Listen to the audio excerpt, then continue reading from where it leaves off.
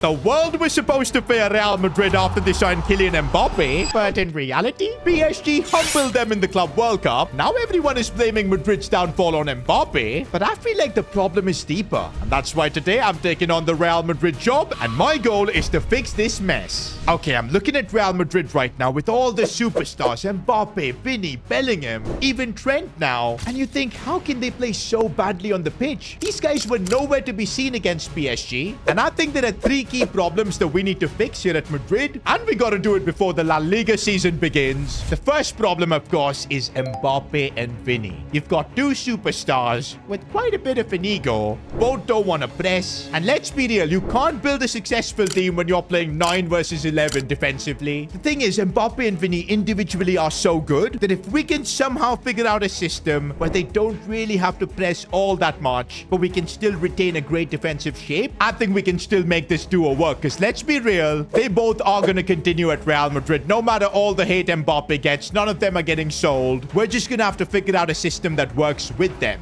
And I think I figured out a system that might make this duo work. A 4-1-2-1-2 narrow formation. I'm kind of taking this out of Zidane's book, because this is kind of what he did during Real Madrid's three-peat era. But I feel like this could really work. Having Vinny and Mbappe up top, these two can be close to the box, drift wide, do whatever they want in the attack. But because we have that extra midfielder in Bellingham, these two won't need to track back that much and press. Positionally as well, it makes a lot of sense. We'll have Trent as the wing back coming forward and giving us width. That just makes the most sense. But saying that, to make this system work, we're gonna need a world-class midfielder. Dani Ceballos isn't gonna cut it. I mean, look at Barcelona. They've got Pedri. PSG have got João Neves and Vitinha. We're gonna need a controller of that level if we want this system to actually work. So yep, a world-class midfielder is definitely number one on our agenda. But saying that, President Florentino Perez has already orchestrated the signing of Carreras, the Benfica left back, and for pretty big money, 41.9 million. Honestly, I can't complain because Madrid do need a new left back. Ferland Mendy isn't the best and is super injury prone. But yeah, that's lesser money for us to go big on a midfielder.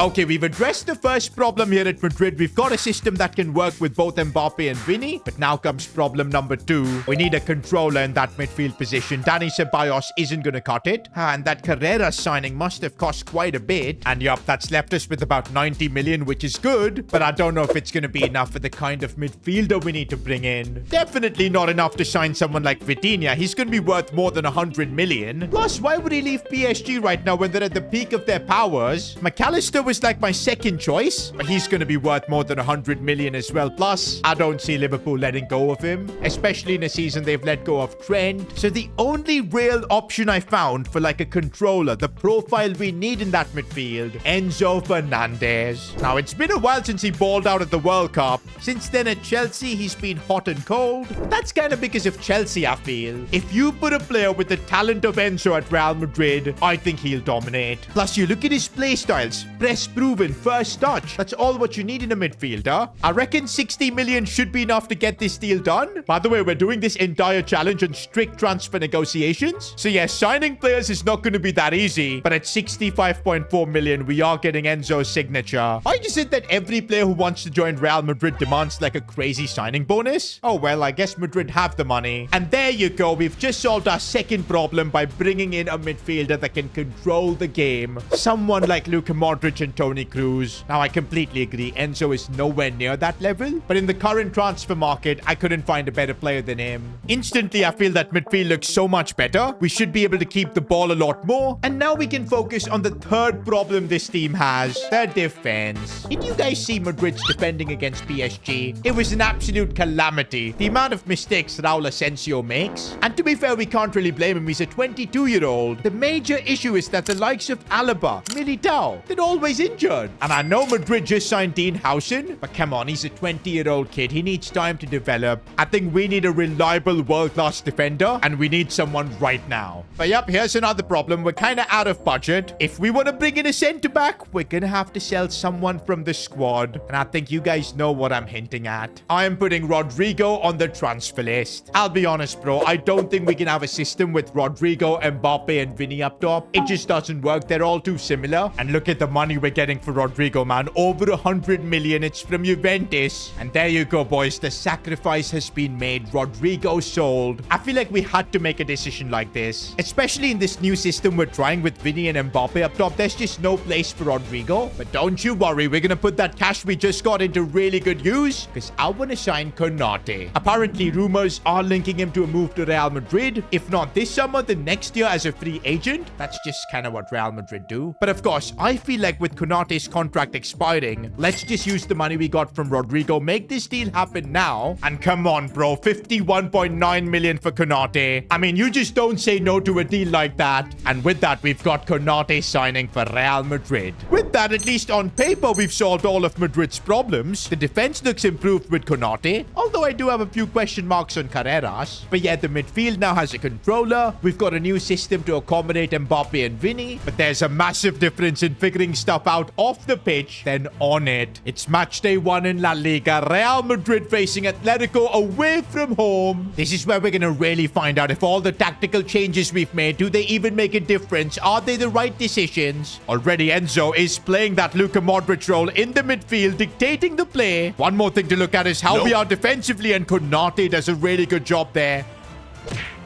Oh, and Konate again with the block. So far, though, Atletico are absolutely dominating us, and Courtois with a silly mistake. How did he not parry that? I'm already questioning myself whether these tactics are working or not. But this is much better. Vinicius Junior breaks through and gets the goal. Come on, Vinny. And did you see what created the goal here? It was Carreras making a run in behind, finding Vinny. This is giving me a bit of confidence that, yes, the system is working. Wait a minute. Where's Trent? I mean, we're getting hammered down this left flank. Trent has finally tracked back, but he's nowhere to be seen. Courtois saves, but on the rebound, Atleti score. Bro, one thing I've realized in this Atleti game, we're getting cooked because of Trent on that side. He needs help. And you know what? I'm thinking maybe we can have Trent play as like a super attacking wing back. He doesn't need to do all that much defending. Because anyway, even if he defends, he doesn't do much. We can have Valverde sacrifice, play a bit of a more holding role. And come on, let's see if it's going to work. Here's Trent already on the charge, looking to maybe bring the ball inside for Kylian Mbappe. Mbappe finding space. He keeps going. Still Mbappe. I don't know how he did that. That was crazy. Kylian Mbappe brings us back in it. We're still pushing for possibly the winner. Enzo Fernandez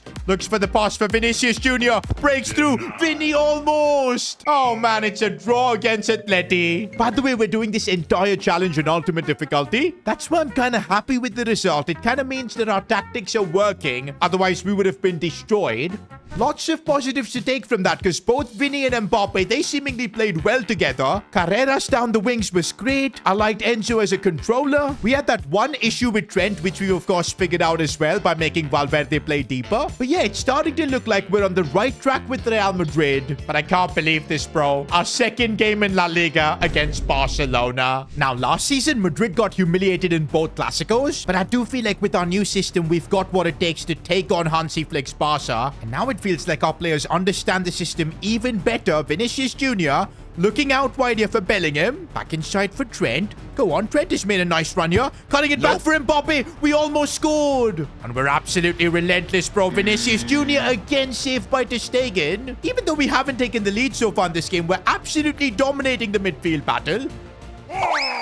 Oh, Rudiger just clapped Rafinha into half. And there's Trent bombing down the right flank. That's why we've got him as an attacking wingback as he finds Mbappe. It bumbles over, but Mbappe still got it. Proper chance that, and he smashed it home. It might be too early to say this, but I think Real Madrid are back. Mbappe now again opening up his body, and he's unstoppable. We've got this team set up so Mbappe and Vinny can thrive, and that's exactly what's happening.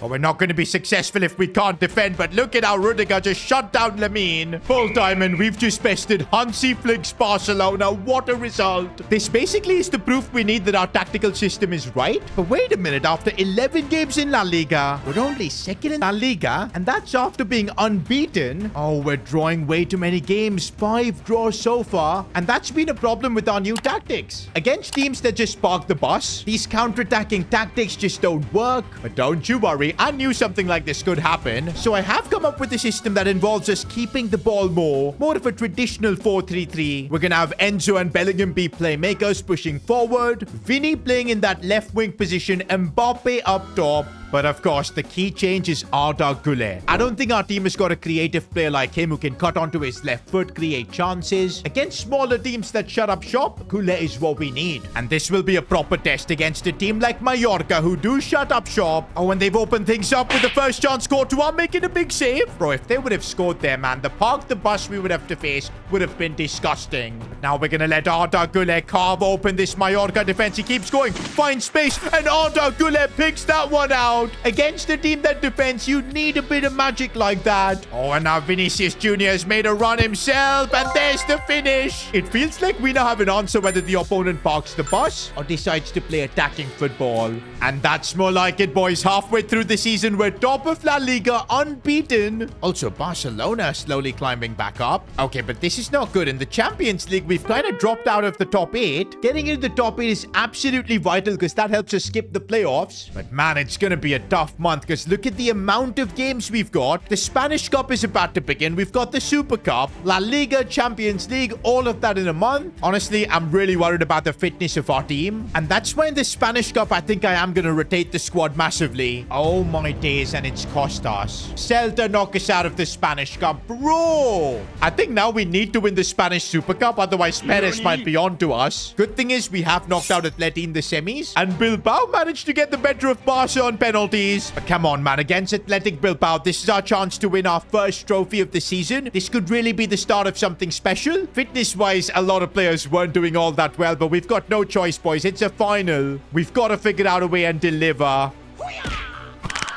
Oh, and talking about fitness, look at Bellingham. He just went down. I don't think we can risk it, bro. Bellingham's going to have to come off. We'll bring on Arda Güler, who can play in that cam position. I've got a feeling that Bellingham's injury might not be the only one, but we've just got to keep pushing forward. Oh, and Trent has made a really nice run. Goes for goal, but it's straight at the keeper. Okay, Arda Güler is not a bad replacement to have, bro. He's got so much talent as he links up nicely. Back for Güler. Controls it and brings it down so beautifully. What a finish from the Turkishman. Okay, that should be an easy clearance, but no, we cleared it straight back to Sanket. Well, it's 1-1. Bro, Bilbao are actually cooking us right now. We've got an opened up and again. Bro, if we lose the Spanish Super Cup right after getting knocked out in the Spanish Cup, Perez might start making some phone calls, man. Okay, we're on the charge here. Trent looking for Kylian Mbappe. A simple goal. But did you see that cross from Trent? Enzo Fernandez has found a bit of space and they might let him run through. And here goes Enzo. Oh, he's actually scored. This is my signing, boys. The decision we made. And it looks like Enzo might win us a trophy. And there's the full-time whistle. Real Madrid have won the Spanish Super Cup. But now is not the time to celebrate. Because look at this, boys. Bellingham has torn his quadricep muscle. He's out for the next 6 weeks. But that's not all. Rudiger's going to be out for the next couple of months with a hamstring injury. Militao has torn his ACL. What a surprise. Looks like we're dealing with the after effects of Real Madrid playing the Club World Cup. Barely any time for players to get some rest.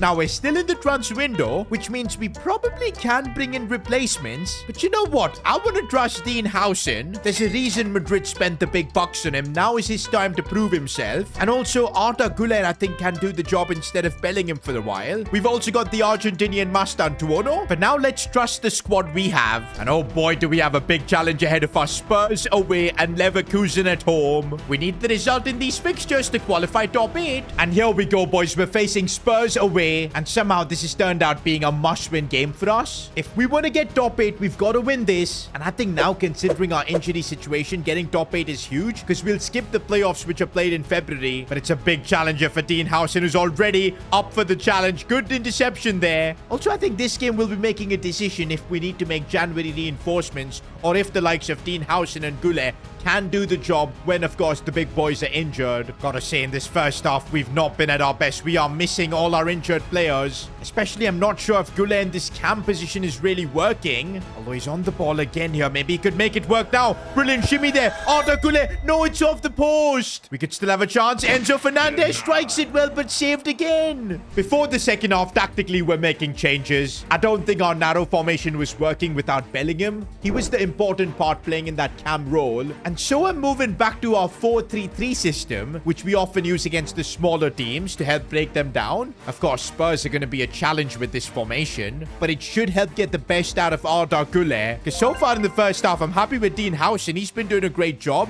Güler needs to be doing a bit more. Heading into the second half with new tactics. Wing backs bombing forward as well. Let's see what we can do here. Good link-up play. Enzo and Vinny, come on. Oh, and they've opened us up here. We need a save. No! Spurs have taken the lead. And if the result ends this way, we're not getting top 8. We're Real Madrid, though, and we do not give up. Trent has got all by himself, and he should have scored there. Güler sees Vinny. It's not the best of passes, but it's Vinicius Jr. who's made the most of it. No, he should have passed to Mbappe.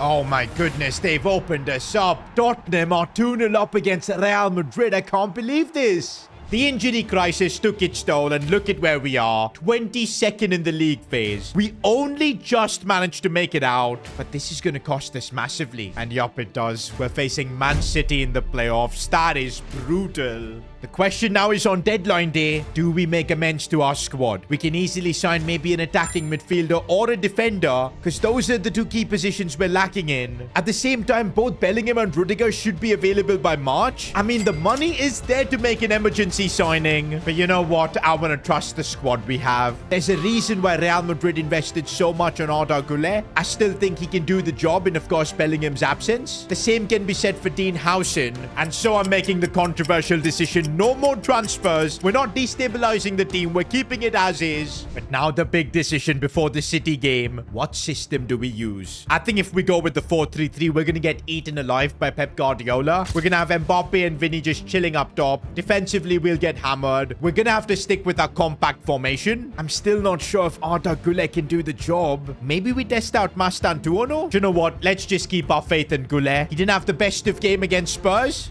but let's keep our faith in him for this big night at the Santiago Bernabeu. That's a strong challenge right there from Dean Howson on Haaland. We need that from him all game long. Even Arda Güler is looking to make an impression. He's on the ball now. Could look for a pass or even go for goal. But he finds Vinny. Vinny Jr., what a finish. I think Vinny saw that Rodri's playing this game and he's stepping things up. This Man City team does not look all that impressive. It really feels like we can get at them. And Vinicius Jr., when he's in this kind of form, there isn't much you can do to stop him. But Edison with the save. Oh, this is bad though. One chance here for Man City and they've managed to open us up. Jack Grealish, but we managed to save that by Courtois doing a madness.